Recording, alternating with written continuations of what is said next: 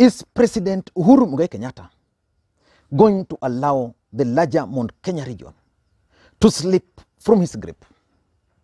Is he going to allow that, politically speaking? That's the question most Kenyans are currently asking.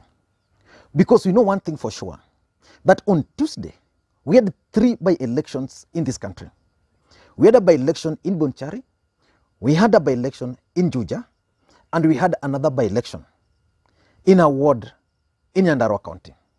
Those 3 by-elections were significant, politically speaking. But the 2 in the larger Mount Kenya region were critical for central Kenya or the larger Mount Kenya politics.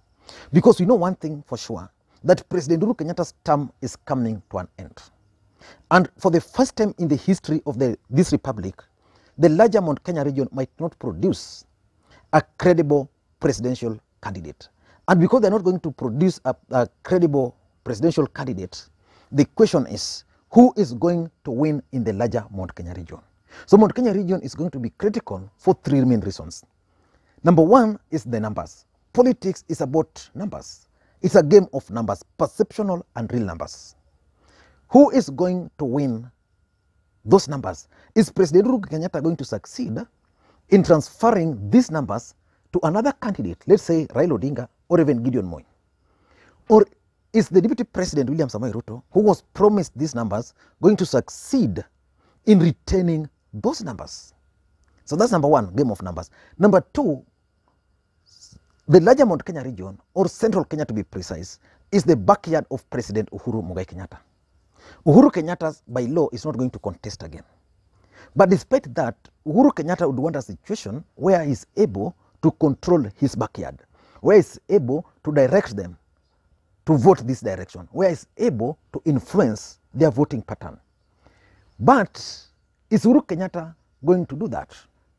Or is someone else going to take charge of that region, say Moses Kuria? And number 3 is the NAIROBI politics. There is no way you can be declared the president of the Republic of Kenya without winning Nairobi. That's the honest truth. And for you to win Nairobi, you must be amongst the top 3 or 4 tribes in this country. If you follow the voting pattern of Nairobi since multipartyism, then you realize there's always that Kikuyu voting bloc. And then there is the Nyanza Western voting bloc. For William Ruto, for example, to be declared the next president of the Republic of Kenya, he must get support of Nairobi. And for him to get the support of Nairobi, of course, we have very few Kalenjins in Nairobi, as per numbers. For him to get the support in Nairobi, then it means the deputy president must either get the support of Western Kenya or Nyanza. If he can't get those, then he must rely on the support of the larger Mount Kenya region. And that's why the deputy president is doing everything possible to win the larger Mount Kenya region. So because of those 3 reasons, Mount Kenya is going to play a key role in 2022 general election. And that's why the by-election in Juja and the by-election in Ruiri ward in Nyandarua and the upcoming by-election next month in Kiamba are going to be significant, politically speaking. So in this video today, I want us to do a critical analysis of Moses Kuria's win in Georgia and what it means for the Deputy President William Ruto and President Uhuru Kenyatta. But before we do all those, if you're watching this channel for the first time, please take a second or 2 and click the subscribe button so that next time we produce a video like this, YouTube will automatically notify you. And to the subscribers, I want to continue thanking you guys for your support. Sijui leo ni record na hii kofia ya Murade. No, inanitoa dark sana. Now, let us get back to business. Moses Kuria won in Juja. And it was not the first time Moses Kuria was winning against the president. What does that win by Moses Kuria means for President Uhuru Kenyatta and for William Samoei Ruto? Because as far as politics of the larger Mount Kenya region are concerned, it's about those 2 key individuals. Either Ruto winning them or Uhuru Kenyatta controlling them. But what does the win in Juja by Moses Kuria, what does the win in several other wards by Moses Kuria means, politically speaking, in this country? Because something tells me that Moses Kuria is actually on a mission. Remember, Mount Kenya might not produce a presidential candidate, but we are also seeing some moves. The move by Moses Kuria, I'm watching it very closely, and also the move by the Speaker, Justin Muturi. But what does this win by Moses Kuria means for Mount Kenya politics? Number one is the Mount Kenya presidential candidate. What do I mean? I want to take you back to 2013. In 2013, the Kikuyus didn't really know where they were headed politically. Kibaki's term was coming to an end. Kibaki had rigged himself in 2007. They were not very sure whether Kenyans were going to allow another Kikuyu to become the next president of the Republic of Kenya. Then Uhuru Kenyatta started reorganizing his team. And with the help of one man, John Michuki, Uhuru started going to Central. He started convincing them that he's going to run for the presidency. Before Kenyans knew, Uhuru Kenyatta became the president of the Republic of Kenya. The people and the deep state by that time from the larger Mount Kenya region wanted Musalia Mudavadi to be the next president of the Republic of Kenya. At the end of the day, Musalia Mudavadi only saw demons. I'm looking at a situation where Moses Kuria is reading from the same script. There's no hope that Mount Kenya can produce a presidential candidate. But Moses Kuria has seen a chance of a Mount Kenya president in 2022. He has figured out that William Ruto is going to run. He has figured out that Musalia Mudavadi is going to run. He has figured out that Raila Odinga is going to run. And he has also figured out that Kalonzo Musyoka is going to run. And because politics is a game of numbers, those numbers are in the larger Mount Kenya region. Moses Kuria is a populist politician, just like Mike Sonko. So the chances of people following him are so high. So if we go to the polls with those 5 presidential candidates, we are going to have a rerun. If Moses Kuria is going to win in the larger Mount Kenya region, then Moses Kuria is likely to become number 2 based on numbers. And that's how Moses Kuria is likely to become the next president of the Republic of Kenya. It's a long shot, but I can see it from afar. Moses Kuria is trying to read from President Uhuru Kenyatta's script. Remember, it's always alleged in this country that the people of the larger Mount Kenya region hardly supports someone outside their community. So they might rally around Moses Kuria because so far,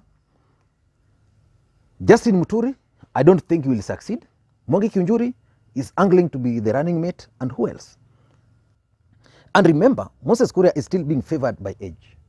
So he might just make an attempt, then prepare for future. Because if he's not looking at the presidency now, then he's looking it into the future by just getting hold of the larger Mount Kenya voting bloc. That's number one. Number 2 is William Ruto's running mate. The win automatically makes Moses Kuria the most preferred running mate to the deputy president. That's the honest truth as things stand today. The truth of the matter is that William Ruto is facing a serious dilemma. And the dilemma he's facing is of the running mate. If he's going to choose a running mate from the larger Mount Kenya region, then the rest of the country might actually rebel, might say that it can't be a Kikuyu Kalenjin, a Kalenjin Kikuyu. Because if he's going to make Moses Kuria a running mate, then it means in 2032, Moses Kuria might also want to become the president. So Kenyans might try to refuse that. But remember, politics is a game of numbers. So this win, if you ask me, Moses Kuria is now emerging. There is no way William Ruto will deny Moses Kuria the running mate slot and give to, say, Rigathi Gachagua, or give to, say, Mwangi Kiunjuri, people who don't even have the numbers. In fact, I'm being told that in Kiambaa, the United Democratic Alliance Party had tried to convince Moses Kuria not to sponsor a candidate because they also want to have a member of parliament. And Moses Kuria told them, no, but I have the MCAs in my party, I have member of parliament, so it's me who should be supported. And that's why the United Democratic Alliance Party might not sponsor a candidate there. Number 3 is the Mount Kenya kingpin. Moses Kuria, out of this, and if he's going to succeed in Kiambaa, is going to become the next Mount Kenya kingpin. He's actually reading from the book authored by William Ruto in Rift Valley. After KANU lost power, there was a feeling in the larger Rift Valley that someone else needed to be the regional kingpin. And William Ruto was not that person. So William Ruto forcefully took charge of Rift Valley. He took charge of it. In fact, even Moi did not believe it. Up to now, Moi went to the grave without believing that Ruto took control of Rift Valley. So Moses Kuria is following that script of Ruto. Then in the larger Mount Kenya region, there's also a contest. The United Democratic Alliance, led by Rigathi Gachagua, wants to be the kingpin. Then there is Mwangi Kiunjuri on the other hand. By winning these seats, Moses Kuria is automatically outwitting them. And then this also gives Moses Kuria an opportunity to build coalition with the rest. After a win in Juja, and let's say he's going to win in Kiambaa, Moses Kuria is going to become the kingpin. Therefore, it means it's not going to be tied to the deputy president. He can build coalition with Musalia Mudavadi. He can build coalition with Kalonzo Musyoka. He can even decide to build a coalition with Raila Odinga. And that takes me to my last point. Out of these results, I'm suspecting, just the way I've always done, that Moses Kuria is a Trojan horse. He's being used to deny William Samoei Ruto votes. And I suspect William Ruto and his team are also watching. If Moses Kuria is going to win in Kiambaa, he's going to win in Juja, he's automatically going to be the kingpin. So the community will look up to him.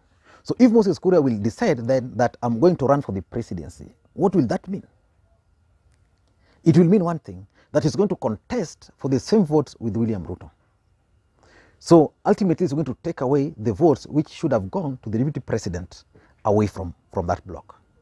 Then the mere fact that he's going to be the kingpin and Ruto might have a different idea on a running mate, it means Moses Kuria might leave out of protest and therefore form another coalition with someone else. Let's say even Musalia Mudavadi. I'm looking at Musalia Mudavadi because if you pair Musalia Mudavadi and Moses Kuria, then Musalia Mudavadi can get the Western Kenya, Moses Kuria can deliver the Central.